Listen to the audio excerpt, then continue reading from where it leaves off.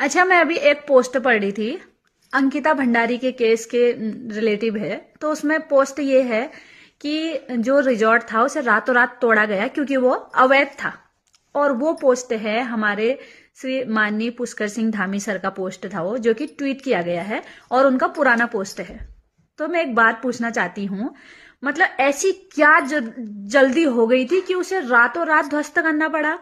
अगर कोई चीज अगर होती है, अवैध होती है, तो उसमें भी एक नोटिस जारी किया जाता है, उसे नोटिस दिया जाता है आगे कि ये अवैध है, इसे तोड़ा जाएगा। कहीं ना कहीं सभी बड़े नेताओं को पता है कि वो रिजॉर्ट में उनको प्रूफ मिल सकता है, इसीलिए उसे रातों रात तोड़ा गया। भाई उजाला भी नहीं होने दिया रिजॉर्ट तोड़ने के लिए, एटलीस्ट थोड़ा इंतजार करते उस रिजॉर्ट को तोड़ने के लिए। ऐसी क्या जल्दी थी कि रातों रात तोड़ा गया? और जिस भी वीआईपी के लिए ये बोला गया अंकिता को कि 10,000 रुपए से एक्स्ट्रा सर्विस, मैं क्या पूरा उत्तराखंड उस वीआईपी से ये सवाल करना चाहता है, क्या तुम अपनी लड़की को 10,000 रुपए में एक्स्ट्रा सर्विस करवा सकते हो? और पूरा उत्तराखंड पैसा देने के लिए तैयार है। तुम्हें बुरा लगेगा, लेकिन किसी की लड़की की जिंदगी चली गई। और मैं एक चीज ये भी कहना चाहती हूँ कि हमें रैली निकाल के रैलियों में खड़ा होकर कुछ नहीं होगा।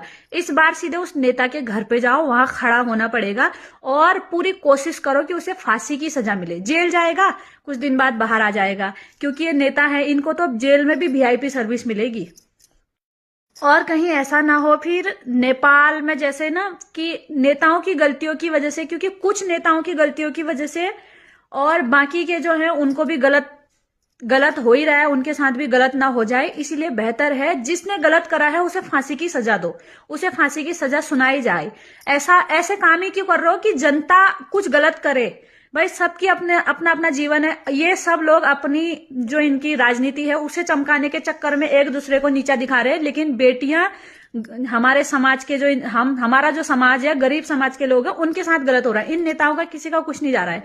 अब समय है सीधे फांसी दिलवाने का इसे, क्योंकि रैलियां निकाल के कुछ नहीं होने वाला है। अब सीधे फांसी दिलवाओ, इसके घर में जाके बुलडोजर चलवाओ ना, अगर है सच्चे सब लोग तो। सबको पता है अब इसके खिलाफ तो सारे सबूत है। और जो लेडी है उर्मिला नाम की, मुझे ऐसा लगता, मुझे क्या बहुत से लोगों को लगता है कि उसे अब थोड़ी सुरक्षा देनी चाहिए, क्योंकि अब एक वही आखिरी उम्मीद है जो सच को सामने ला सकती है।